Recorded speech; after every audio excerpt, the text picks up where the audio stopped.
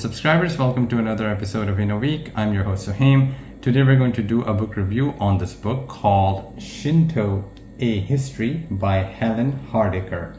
And now let's get into the book review. Helen Hardacre is an American Japanologist.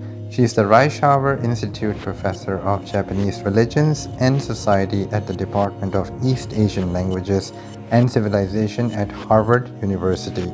Her interests include Japanese society and religion and the ramifications of potential constitutional amendments on the future of religion in Japan. My interest in finding out about everything Japanese originates from the time of my childhood.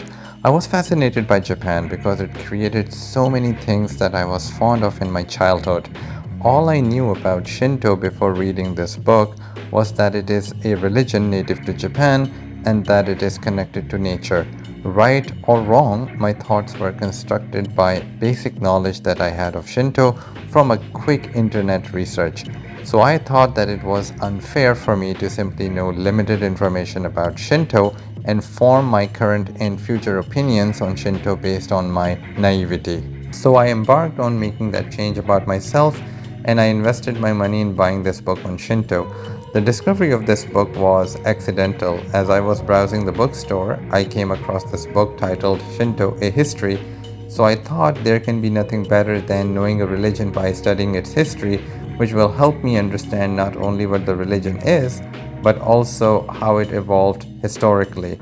After reading the contents page of the book, I knew I was making a good purchase. Shinto, A History is a well-researched book in which the author Helen Hardacre has done a tremendous job covering in detail the evolution of Shinto from ancient to medieval period and from Edo to modern period.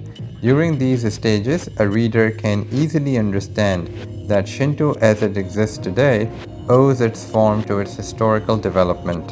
In pre-Buddhist period in Japan, Shinto enjoyed an unchallenged influence in the Japanese society and the emperor's court.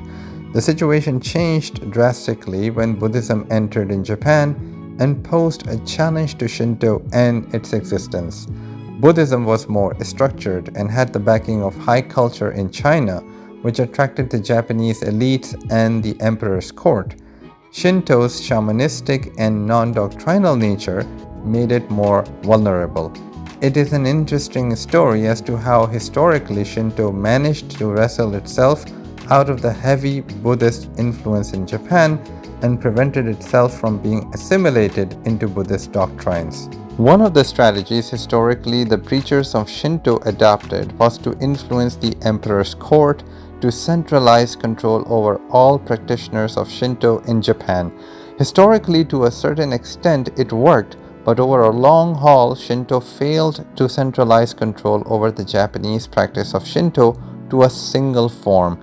The regional kamis turned out to be more powerful and resilient, and Shinto was practiced best when it was molded by regional kami. Shinto's non-doctrinal nature could not prevent the nationalists to try to mold it into something that could be used for nationalistic purposes during the Second World War.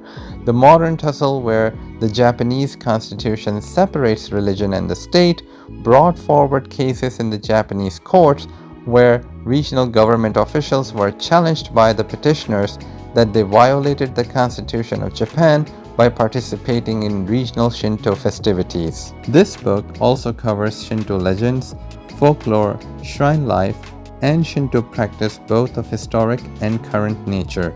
The modern challenges faced by regional Shinto priests are mostly economic, where it is difficult to maintain a shrine or to be a Shinto priest without the availability of public funds.